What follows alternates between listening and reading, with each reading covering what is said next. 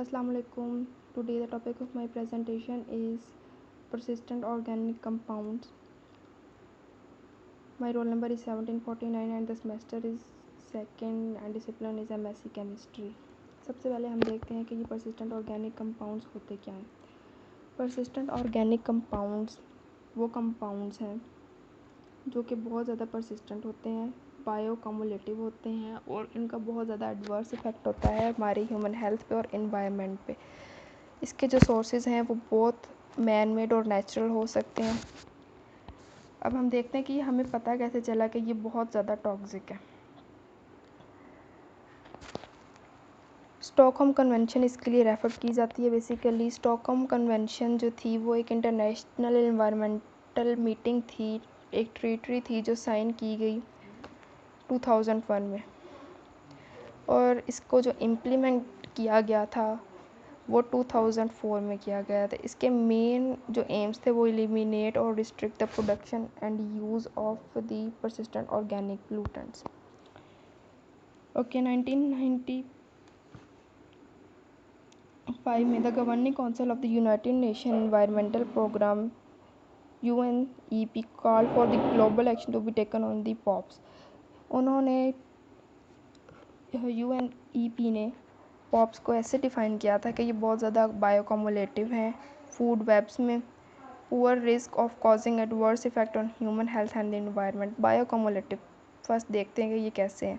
बायोकम्युलेशन जो है वो इनकी ऐसे है कि ये सबसे पहली बात तो ये कि ये वाटर सॉल्युबल नहीं है, ये लिपिड सॉल्युबल हैं.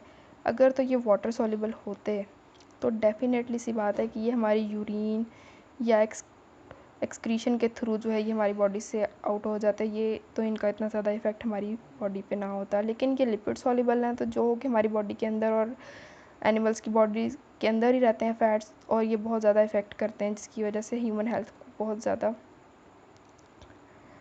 ख़तरा होता है. उसके बाद इस कन्वेंशन में हमने देखा कि 3 एनेक्स साइन किए गए, एनेक्स ए, एनेक्स बी और एनेक्स सी. एनेक्स ए में जो था वो कहा गया कि इसकी कंप्लीट एलिमिनेशन इसकी होगी from production, use, export and the import, restriction in use and production for the specific purpose only. Annex B में कहा गया कि सिर्फ ये स्पेसिफिक पर्पसेस के लिए यूज़ होगी, और एनेक्स सी में कहा गया कि ये वैसे प्रोड्यूस नहीं होगी, लेकिन अगर किसी भी रिएक्शन में ये as a by product use हो जाए तो इसकी प्रोडक्शन को कुछ नहीं कहा जाएगा.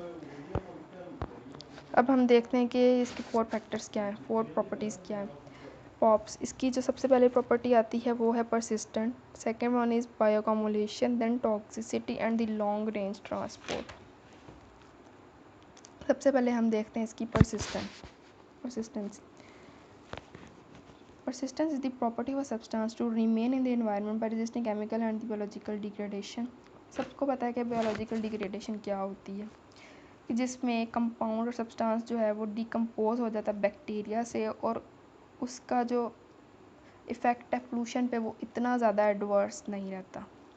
फिर इसकी बारी आती है हाफ़ लाइफ की. हाफ़ लाइफ का मतलब ये है कि कितना टाइम हमें चाहिए कि जिसमें हाफ ऑफ द केमिकल जो है वो डिग्रेड हो जाए. इसके लिए हमें एक इक्वेशन दी गई, CT is equals to C0 e की power minus RT, where C0 and CT are the concentration at the time zones and T and R is the rate constant for the degradation.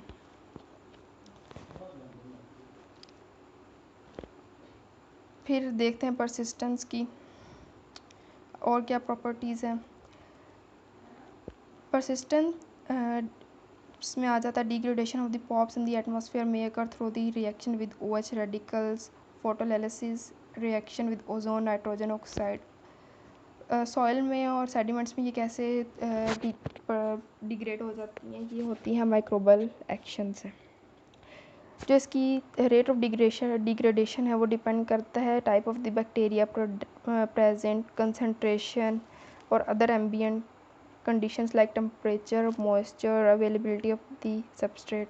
They may also degraded by the photolysis, hydrolysis and or by other chemical reactions. उसके बाद हमारे इसके पास second property आ जाती है बायोकम्युलेशन. बायोकम्युलेशन is the phenomena जिसमें pops की जो ज़्यादा क्वांटिटी है वो ह्यूमन टिश्यूज़ के अंदर एब्जॉर्ब होती